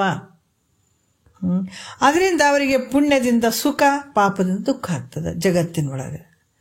ಇವೆಲ್ಲ ನಾವೇನು ಮಾಡಿದ್ವಿ, ಪುಣ್ಯದಿಂದನೇ ಈ ಶರೀರಕ್ಕೆ ಪಾಪಾನುಗುಣದಿಂದ ಗಿಡ ಮರ ಕ್ರಿಮಿಗಳ ರೂಪಾಗಿ, ಕೀಟ ಪತಂಗಾದಿಗೆ, ಅಪಕ್ಷಿ ಕುಲವಾಗಿ, ಮೃಗಜಾತಿಗೆ, ಮೇಲೆ ಪಶುರೂಪಾಗಿ ಬಹುಬಾಧೆಗಳಸಿ ನೋಡ್ರಿ. ಪ್ರತಿಯೊಂದು ಈ ಜಗತ್ತಿನೊಳಗೆ ನಾವು ನೋಡ್ತೀವಲ್ಲ, ನಾವು ತಿಳಿಲಾರ್ದಾಗ ಶಾಸ್ತ್ರಕ್ಕಿಂತ ಮುಂಚೆ ನಾವೇನು ಅನ್ಕೊಂಡಿರ್ತೀವಿ, ಗಿಡವಾದರೂ ಚೆನ್ನ, ಹೂವಾದರೂ ಚೆನ್ನ, ಅದು ಆದರೂ ಚೆನ್ನ, ಇದು ಆದರೂ ಚೆನ್ನ. ಅವು ಹೆಂಗೆ ಬಂದಿದ್ದಾವ ಅಂತ ಈಗ ಕ್ರಮವಾಗಿ ನಾವು ಕೇಳಬೇಕಾದಾಗ ಗೊತ್ತಾಗ್ತದೆ. ಯಾವುದರಿಂದ ಈ ಶರೀರಗಳು ಬಂದವಪ್ಪ ಅಂದ್ರೆ ಪಾಪಾನುಗುಣದಿಂದ ಬಂದಂಥ ಶರೀರಗಳು. ಇವೆಲ್ಲನೂ ನಮ್ಮ ಶರೀರವನ್ನೇ ಹಿಡ್ಕೊಂಡು ಎಲ್ಲ ಶರೀರಗಳು ಇಲ್ಲಿ ಪಾಪ ಪುಣ್ಯದಿಂದ ಕೂಡಿದಂಥ ಶರೀರಗಳು. ಮತ್ತಿಲ್ಲಿ ಅನುಭವ ಮಾಡಬೇಕಾದ್ರೆ ಸುಖ ಆಯ್ತುಪ್ಪ ಅಂತಂದಾಗ ಪುಣ್ಯದ ಫಲ, ದುಃಖ ಆಯಿತು ಅಂದ್ರೆ ಪಾಪದ ಫಲ. ಈ ರೀತಿ ಆದ್ರೆ ನಿನ್ನ ಶರೀರ ಎಂತದಪ್ಪ ಅಂದ್ರೆ ನಾನು ಹಿಂಗೆ ಕೂಡಿನ ನೋಡು. ಮತ್ತು ನಾ ಭಾಳ ದುಃಖ ಆಯ್ತು ಪಾಪದ ಫಲ ಇಂದ ನನಗೆ ಕಟ್ಟಿಬಿಟ್ಟಿದ್ದೀನಿ. ನೀನು ನೀ ಏನು ತೊಗೊಂಡಿದ್ದೇನು? ತೊಗೊಂಡಿಲ್ಲ. ನಾ ಏನು ಮಾಡೀನಿ? ನಾನು ಬೆನ್ನಿಗೆ ನಾನೇ ಕಟ್ಟೀನಿ, ಅದಕ್ಕೆ ನಾನೇ ಹತ್ಕೊಂತ ಹೇಳಕತ್ತೀನಿ ನಿನ್ನ ಹತ್ರ. ಅದಕ್ಕೆ ನಿನ್ನ ಶರೀರ ಎಂತದಂದ್ರೆ ನಿನ್ನ ಪುಣ್ಯ ಪಾಪಗಳಿಂದ ರಚಿತವಾದಂಥದ್ದಲ್ಲ ನಿನ್ನ ಶರೀರ. ನಮ್ಮಂಗ ಶರೀರ ಪುಣ್ಯ ಪಾಪದಿಂದ ರಚಿತವಾದಂಥದ್ದು ಅದ ನಿನ್ನ ಶರೀರ ಇಲ್ಲ. ಕೇವಲ ಭಕ್ತರ ಮತ್ತು ಸತ್ಪುರುಷರ ಪುಣ್ಯದಿಂದಲೂ ನೋಡ್ರಿ ನಿನ್ನ ಶರೀರ ಹೆಂಗೆ ಬಂದದಪ್ಪ ಅಂತಂದ್ರೆ ಕೇವಲ ಭಕ್ತರ ಮತ್ತು ಸತ್ಪುರುಷರ ಪುಣ್ಯದಿಂದ. ಮತ್ತೆ ಪಾಪಿಷ್ಟರ ಒಂದು ಪಾಪದಿಂದಲೂ ರಚಿತವಾದಂಥದ್ದು ನೋಡ್ರಿ. ಯಾಕಂತಂದ್ರೆ ಒಬ್ಬ ಶರೀರಧಾರಿಯಾಗಿ ನಿನ್ನ ಶರೀರ ಹೆಂಗೈತಂದ್ರೆ ಸತ್ಪುರುಷರ ಒಂದು ಆ ಭಾವ ಯಾವಾಗ ಒಂದು ಪುಣ್ಯದ ಫಲ ಜಾಸ್ತಿ ಇದ್ದಾಗ ಆ ಭಗವಂತನನ್ನು ಕರೆಸುವಂಥದ್ದಾಗ್ತದೆ, ಬರುವಂಥದ್ದಾಗ್ತದಲ್ಲಿ. ಮತ್ತು ಇಲ್ಲಿ ಕೂಡ ಹೇಳ್ತಾರೆ ಪಾಪಿಷ್ಟರ ಪಾಪದಿಂದಲೂ ರಚಿತವಾದದ್ದು ಅದು ಯಾರ ಪುಣ್ಯದಿಂದ ರಚಿತವಾಗಿರುತ್ತದೆಯೋ ಅವರಿಗೆ ಅದರ ದರ್ಶನವಾಗಬೇಕಾದ್ರೆ ಸುಖವನ್ನೇ ಉಂಟು ಮಾಡ್ತದೆ. ಯಾರಿಗೆ ಯಾವ ರೀತಿ ಒಂದು ಪುಣ್ಯದಿಂದ ರಚಿತವಾಗಿರ್ತದೋ ಅವರಿಗೆ ಅವರ ದರ್ಶನ ಆಗಬೇಕಾದ್ರೆ ಸುಖವನ್ನೇ ಉಂಟು ಮಾಡುವಂಥದ್ದು ಇರ್ತದಲ್ಲಿ. ಅದರಿಂದ ಒಬ್ಬ ಮಹಾತ್ಮರು ಇದ್ದಾರಂದ್ರೂ ಕೂಡ ಎರಡೂ ಥರ ನಡೀತಾವಲ್ಲಿ. ಇವ್ರಿಗೆ ನಿಂದೆ ಮಾಡಿವಿ ಹಂಗೆ ಹಿಂಗೆ ಮಾಡಿ ಪಾಪವನ್ನು ಪಡ್ಕೊಳಕ್ಕೂ ಬರ್ತದ, ಅವ್ರಿಗೆ ಸ್ತುತಿ ಮಾಡಿ ಮತ್ತು ಅವ್ರ ಪುಣ್ಯವನ್ನು ಪಡ್ಕೊಳಕ್ಕೂ ಬರ್ತದೆ. ಎರಡು ರೀತಿಯಿಂದ ನಡೀತಾವಿಲ್ಲಿ. ಪುಣ್ಯವನ್ನು ಸತ್ಪುರುಷರಿಗೆ ನಿಂದೆ ಮಾಡಿದ್ರೆ ಪುಣ್ಯವನ್ನು ಕಳ್ಕೊಂಡು ಪಾಪವನ್ನು ಸೇಕರಣೆ ಮಾಡ್ಕೊಳಕ್ಕೂ ಬರ್ತದೆ. ಪಾಪವನ್ನು ಕಳ್ಕೊಂಡು ಇವನ್ನ ಸ್ತುತಿ ಅವ್ರ ಸೇವೆಗಳನ್ನು ಮಾಡೋದ್ರಿಂದ ಪುಣ್ಯವನ್ನು ಸಂಪಾದನೆ ಮಾಡ್ಕೊಳಕ್ಕೂ ಬರ್ತದೆ. ಈ ಎರಡು ರೀತಿಯಿಂದ ಆಗ್ತಾವೆ. ಅದರಿಂದ ಸತ್ಪುರುಷರಿಗೆ ಪುಣ್ಯಾತ್ಮರಿಗೆ ದೇವರ ನಾಮಸ್ಮರಣೆ ದೇವರ ಧ್ಯಾನ ಬಂದರೆ ಒಳ್ಳೆ ಆನಂದ ಆಗ್ತದೆ ಸತ್ಪುರುಷರಿಗೆ. ಮತ್ತು ಇಲ್ಲಾಂದ್ರೆ ಪುಣ್ಯಾತ್ಮರಿಗೆ ಈ ದೇವರ ಸ್ಮರಣೆ ಆಗಿರ್ಬೋದು, ದೇವ್ರ ಧ್ಯಾನ ಆಗಿರ್ಬೋದು, ಇದನ್ನು ಕಂಡ್ರೆ ಬಹಳ ಆನಂದ ಆಗ್ತದೆ.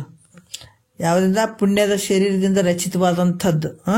ಈ ಪಾಪದಿಂದ ರಚಿತವಾಗಿರ್ತದಲ್ಲ ಅವರಿಗೆ ದುಃಖವನ್ನೇ ಕೊಡುವಂಥದ್ದಾಗ್ತದೆ. ಒಂದು ಪೂಜೆ ಮಾಡಿದ್ರೆ ದುಃಖ ಬರ್ತದ, ಮತ್ತು ಮಹಾತ್ಮರ ವಾಕ್ಯ ಕೇಳಂದ್ರೆ ದುಃಖ ಆಗ್ತದ, ಮತ್ತು ಏನಂತಂದ್ರೆ ನಾಮಸ್ಮರಣೆ ಅನ್ನುವಂಥದ್ದು ಬಹುದೂರ ಅವರಿಗೆ. ಇದರಿಂದ ಏನಾಗ್ತದೆ ಅವರಿಗೆ ಪಾಪದ ಒಂದು ಶರೀರ ಅಂತ ಹೇಳ್ಕೊಬೇಕಾಗ್ತದೆ ನಾವು. ಈ ಥರ ಭಾವ ಬಂದಾಗ ಪಾಪದ ಶರೀರ ಅದು ಮಾಡಿ ಗುಡ್ಸಕ್ಕೆ ಕೊಡಂಗಿಲ್ಲ ಅದು. ಈ ಕಾರಣದಿಂದ ದುಷ್ಟರಿಗೆ ದೇವನಾಮ ಸ್ಮರಣೆ ಅಂತಂದ್ರೆ ಏನಾಗ್ತದೆ ಭಾಳ ಕಷ್ಟ ಆಗಿಬಿಡ್ತದಪ್ಪ. ಏನು ಹೇಳ್ತಾರಪ್ಪ ನೋಡ್ರಿ, ಆ ಸ್ಥಾನದಾಗ ಒಬ್ಬೊಬ್ರಿಗೆ ಕೂತ್ಕೊಳ್ಬೇಕಾದ್ರೆ ಭಾರಿ ಕಷ್ಟ ಆಗಿಬಿಡ್ತದೆ, ಭಾಳ ಕಷ್ಟ ಆಗಿಬಿಡ್ತದೆ, ತಡ್ಕೊಳಕ್ಕೆ ಆಗಂಗಿಲ್ಲ. ಈ ವಿಚಾರಗಳು ಕಿವಿಗೆ ಬಿದ್ದರೂ ಕೂಡ ಭಾಳಷ್ಟು ಕೆಲವ್ರಿಗೆ ತಡ್ಕೊಳಕ್ಕಾಗಲ್ಲ. ಯಾಕಂದ್ರೆ ಪಾಪದ ಫಲ ಅಂತ ತಿಳ್ಕೊಂಡೇ ಬಿಡ್ಬೇಕಿಲ್ಲಿ. ಹಿಂಗೆ ಹುರ್ಕೊಂಡಾಗ್ಬಿಡ್ತಾರೆ. ಎಂಥದಪ್ಪ ಇಲ್ಲಿ ಅಲ್ಲಿ ಕುಂದ್ರದು ಇವು ಏನು ತಲೆಯಿಲ್ಲ ಇವರಿಗೆಲ್ಲ, ಕೆಲಸ ಇಲ್ಲಾರ್ದು ಕುಂದಿರ್ತಾರೆ ಒಂದೊಂದು ತಾಸು ಅಂತ ಹೇಳ್ತಾರೆ. ಬಂದತ್ತಿದ್ರ ಈ ನಾಮಸ್ಮರಣೆನೇ ಅಷ್ಟು ದೂರ ಅಂದಾಗ ಇನ್ನು ಕೇಳೋದಂತೂ ದೂರ ಉಳಿತು. ಇದಕ್ಕೆ ದೊಡ್ಡ ತಾಕತ್ತು ಬೇಕು. ಕೇಳೋದಂದ್ರೆ ಸುಮ್ಮನೆ ಅಲ್ಲಿ ಇದು ಒಂದು ತಪಸ್ಸಿದ್ದಂಗೆ. ತಪಸ್ ಮಾಡ್ಬೇಕಾದ್ರೆ ಹೆಂಗಂಗೆ ಮಾಡಬೇಕು? ಭಾಳಷ್ಟು ಅಲ್ಲಿ ಊಟ ಬಿಟ್ಟು ಎಲ್ಲವನ್ನ ಇಂದ್ರಿಯಗಳನ್ನು ಜಯಿಸಿ ಅಲ್ಲಿ ಕೂತ್ಕೊಂಡು ತಪಸ್ ಮಾಡೋದಂದ್ರೆ ಸುಮ್ಮನೆ ಅಲ್ಲ ಇದು. ಅದಕ್ಕೆ ಎಡೆಬಿಡದಿಯ ಸತ್ಯದಿಂ ತಪಮುಂಟೆ ಅಂತ ಹೇಳ್ತಾರೆ. ಶಮೆಯಿಂದ ಮುಕುತಿ ಸಾಧನ ಪೆರತುಂಟೆ, ವಿಮಲ ಮಾನಸದಿಂದ ಶುಭ ತೀರ್ಥಮುಂಟೆ, ಕ್ರಮ ತಪ್ಪಿ ನಡೆಯೋದ್ರಿಂ ಕಷ್ಟಮೆನ್ನುಂಟೆ ಅಂತ ಹೇಳ್ತಾರೆ ಮಹಾತ್ಮರು. ಅದಕ್ಕೆ ಇದು ಶಮೆಯಿಂದ ಮುಕುತಿ ಸಾಧನ ಪೆರತುಂಟೆ ಅಂತ ಹೇಳ್ತಾರೆ. ಎಲ್ಲವನ್ನ ಜಯಿಸಿ ಮನಸ್ಸನ್ನು ಅಂತರ್ಮುಖ ಮಾಡಿಕೊಂಡು ಕೇಳುವಂಥದ್ದು ಸುಮ್ಮನೆ ಅಲ್ಲ ಇದು ಒಂದು ತಪಸ್ಸು. ಇವತ್ತು ನೋಡ್ರಿ ಕೆಲವರು ನಾವು ಇದಕ್ಕಾಗಿ ಒಂದಿಷ್ಟು ಸಮಯವನ್ನು ಇಟ್ಟುಬಿಟ್ಟು ಆ ಶ್ರದ್ಧೆಯಿಂದ ಕೇಳ್ತೀವಿ ಅಂದರೆ ಇದು ಸಾರ್ಥಕನೇ ಆಗ್ತದೆ. ಇಲ್ಲಿ ಕೂಡ ಭಾಳ ಶ್ರದ್ಧೆ ಇರಬೇಕಾಗ್ತದೆ. ಮತ್ತು ಕೇಳ್ತೀವಿ ಅಂದರೆ ಹೆಂಗೆ ಕೇಳುವಂಥದ್ದಲ್ಲ. ಭಾಳಷ್ಟು ಕೆಲಸ ಇದ್ವು ಅಂದ್ರೆ ಅದನ್ನು ಮಾಡ್ಬೋದು, ಇಲ್ಲ ಅಂತಿಲ್ಲ. ಕೇಳಲೇಬಾರ್ದಂತಲ್ಲ, ಭಾಳಷ್ಟು ಇದ್ದಾಗ ಮಾಡ್ಬೋದು, ಮಾಡ್ಕೊತ ಕೇಳ್ಬೋದು, ಇಲ್ಲ ಅಂತಿಲ್ಲ. ಈ ಕೆಲಸ ಆಮೇಲೆ ಮಾಡ್ಕೊಂಡ್ರೆ ಆಗ್ತದೆ. ಈ ಗುರುವಿಗಾಗಿ ಇದೊಂದು ಅರ್ಧ ಗಂಟೆ ನಾನು ಮೀಸಲಾಗಿಡ್ತೀನಿ ಅನ್ನುವಂಥ ಭಾವ ಇದಕ್ಕೆ ದೊಡ್ಡ ತಪಸ್ಸಿದು. ಇದು ಸುಮ್ಮನೆ ಅಲ್ಲ. ಇದ್ರ ಭಾವನೂ ತಪ್ಪಿಸಿಬಿಡ್ತದೆ. ಯಾವಾಗ ಒಂದೊಂದು ಸಲ ಈ ಪಾಪದ ಫಲ ಇತ್ತಂದ್ರೆ ಕೇಳಿದ್ರೆ ಏನಾಗ್ತದೆ, ಬರೀ ಇದೇ ಇರ್ತಂತೇಳಿ ಯಾವುದೋ ಎಲ್ಲೋ ಒಂದು ಹಚ್ಚಿಟ್ಕೆ ಹೊರಗೆ ಮಾತಾಡ್ಕೊಂತ ಕುಂತ್ರೋದು, ಎಲ್ಲ ಒಂಚೂರು ಮನೆಗೆ ಕೇಳೋದು, ಇದು ಯೋಗ್ಯ ಅಲ್ಲ. ಯಾಕಂದರೆ ಈ ವಾಕ್ಯಗಳು ಭಾಳ ಮೇಲ್ಮಟ್ಟದ ವಾಕ್ಯಗಳು ಅದಾವೆ. ಇವು ಭಾಳಷ್ಟು ಎಷ್ಟು ಒಂದು ತೂಕಕ್ಕೆ ಬರದೇ ಇರುವಂತಹ ವಿಚಾರಗಳು ಇವು. ಯಾವುದನ್ನ ಒಂದು ಮುತ್ತು ರತ್ನಗಳನ್ನು ತೂಕ ಮಾಡಬಹುದು, ಆದರೆ ಈ ತೂಕಕ್ಕೆ ಯಾವ ತೂಕಕ್ಕೆ ಸಮ ಆಗದೇ ಇರುವಂಥ ವಿಚಾರಗಳನ್ನು ಇಂಥ ಭಗವಂತನ ವಾಕ್ಯಗಳನ್ನೇ ನಿಮ್ಮ ಮಕ್ಕೊಂದು ಉಣ್ಕೊಂತ ತಿನ್ಕೊಂತ ಕೇಳ್ತೀಯನ? ಒಂದು ತಾಸು ಅದಕ್ಕಾಗಿ ಮೀಸಲಿಟ್ರೆ ನೀನು ಉದ್ಧಾರ ಆಗ್ತಿದ್ದಿ. ಗುರು ಯಾಕೆ ಹೇಳ್ತಾನೆ? ನಮ್ಮ ಸಲ ಹೇಳ್ತಾನೆ, ಎಷ್ಟು ಶ್ರದ್ಧವಾನ್ ಲಭತೆ ಜ್ಞಾನ ಅಂತ ಹೇಳಿದಾರ. ಒಂದು 24 ಗಂಟೆ ಸಂದರ್ಭದಾಗ ಅರ್ಧ ಭಾಗ ನಿದ್ದಿಗೆ ಕಳೆದು ಬಿಡ್ತೀವಿ, ಒಂದು ಅರ್ಧ ಭಾಗ ಊಟಕ್ಕೆ ತಿನ್ನೋದಕ್ಕೆ ಅದಕ್ಕೆ ಇದಕ್ಕಂತ ಕಳೆದು ಬಿಡ್ತೀವಿ. ಒಂದು ತಾಸು ಇದಕ್ಕಾಗಿ ನಿನ್ಗೆ ಇಡಕ್ಕಾಗಂಗಿಲ್ಲನ ಸಮಯ? ಮತ್ತು ಬೇಕಂತಿದ್ದಿ, ಒಳ್ಳೇದನ್ನು ಬೇಕಂತಿದ್ದಿ, ಆಗಲಿ ಒಳ್ಳೇದೇ ಆಗಲಿ ಅಂತಿದ್ದಿ, ಒಳ್ಳೆ ಭಾವನೆ ಬರಲಿ ಅಂತಿದ್ದಿ, ಒಳ್ಳೆ ಮನಸ್ಸ ಕೊಡ ಅಂತಿದ್ದಿ. ಆದರೆ ಇದಕ್ಕಾಗಿ ನಾನು ಏನು ಮಾಡಂಗಿಲ್ಲಂದ್ರೆ ಅದಕ್ಕೆ ಇಂಥವು ಕೇಳಬೇಕಾದ್ರೂ ಕೂಡ ಶ್ರದ್ಧೆಯಿಂದ ಕೇಳಬೇಕಾಗ್ತದ. ಯಾರಿಗೆ ಇದು ಶ್ರದ್ಧೆ ಬರಂಗಿಲ್ಲಪ್ಪ, ತುತ್ತು ಏನು ಹೇಳ್ತಾರೆ, ಇದನ್ನ ಏನು ಕೇಳ್ತಾರೆ, ನಾಮಸ್ಮರಣೆ ಅಂದ್ರೆ ಯಾಕೆ ಮಾಡಬೇಕು, ನಮ್ಗೆ ಆಗಂಗಿಲ್ಲ ಅಂತಾರಲ್ಲ, ನಾವು ತಿಳ್ಕೊಬೇಕು. ನಮ್ಮ ಮನಸ್ಸಿನಾಗ ಬಂದಿತ್ತದ ನಾವು ಪಾಪದ ಫಲ ಅಂತಾನೆ ತಿಳ್ಕೊಳ್ಬೇಕಾಗ್ತದ. ಅದಕ್ಕೆ ಈ ಪ್ರಕಾರ ದುಷ್ಟರಿಗೆ ದುಃಖವನ್ನು ಶಿಷ್ಟಿಗೆ ಸುಖವನ್ನು ಕೊಡ್ತಾ ನೀನು ಮಾತ್ರ ನೋಡು, ನೀನು ಯಾರು ಪಾಪವಂತರಿಗೆ ಅದನ್ನು ದುಃಖವನ್ನು ಕೊಡ್ತಿದ್ದಿ, ಪುಣ್ಯಾತ್ಮರಿಗೆ ಸುಖವನ್ನು ಕೊಡ್ತಿದ್ದಿ. ನೀನು ಮಾತ್ರ ಹೆಂಗಿದೆ? ಸುಖ ದುಃಖ ರಹಿತನಾಗಿರುವಂಥದ್ದು, ನಿತ್ಯ ಮುಕ್ತ ಸ್ವರೂಪನಾಗಿರುವಂಥದ್ದು. ನಿನ್ನ ಶರೀರ ಹೆಂಗದ? ಕೇವಲ ಪುಣ್ಯಮಯದಿಂದ ಕೂಡಿದಂಥದ್ದು ಮತ್ತು ಜೀವಕೋಟಿಗಳ ಪುಣ್ಯಕ್ಕಿಂತಲೂ ನಿನ್ನದು ಬಹಳ ಶ್ರೇಷ್ಠವಾಗಿರುವಂಥದ್ದು. ನಿನ್ನ ವಿಲಕ್ಷಣತ್ವದಿಂದ ಕೂಡಿದಂಥದ್ದು ನಿನ್ನ ಶರೀರ.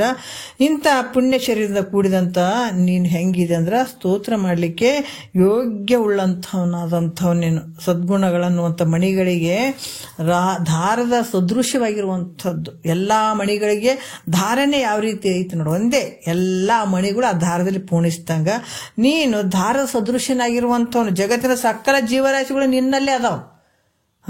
ಹಾಗಾಗಿ ಪರಮಾತ್ಮ ನನ್ನ ರಕ್ಷಣೆ ಮಾಡಪ್ಪ ತಂದೆ ಅಂತ ಕಳಿಕಳಿಯಾಗಿ ಪರಮಾತ್ಮನ ಪಾದ ಕಮಲದಲ್ಲಿ ಬೇಡ್ಕೊಳ್ತಾ ಇದ್ದ ನೋಡ್ರಿ ಭಕ್ತನಾದಂಥವ. ಭಕ್ತ ಒಬ್ಬತ್ತೆ ಕೇಳಕತ್ತೇನ್ರಿ, ಇದೇನೋ ಪುರಾಣ ಹೇಳಕತ್ತಾಳೆ ಆಕೆ ಒಬ್ಬಕ್ಕೆ ನಾ ಇಲ್ಲೊಬ್ಬ ಕುಂತು ಕೇಳಕತ್ತೀವಿ ಅಂತ ಹಂಗೆ ಅನ್ಕೊಳಂಗಿಲ್ಲ. ಪ್ರತಿಯೊಬ್ಬರ ಮುಮುಕ್ಷಿಗಳ ಒಂದು ದುಃಖದ ಬೇಡಿಕೆ ಇದು, ಎಲ್ಲರಿಗೆ ಇರುವಂಥದ್ದು. ಇದು ಭಾಳ ವಿಶೇಷವಾಗಿರುವಂಥದ್ದು ಅದಾವ. ನಾವೆಲ್ಲ ಇದನ್ನು ಕೇಳ್ತಾ ಇದ್ದೀವಿ, ಧನ್ಯರು. ಮತ್ತೆ ನಾಳೆ ವಿಚಾರ ನೋಡ್ರಿ, ನಮ್ದು 2 ಮಾತು ಗುರುಗಳು ಪಾದಕ್ಕೆ ಅರ್ಪಿಸಿ ಹರವಂ.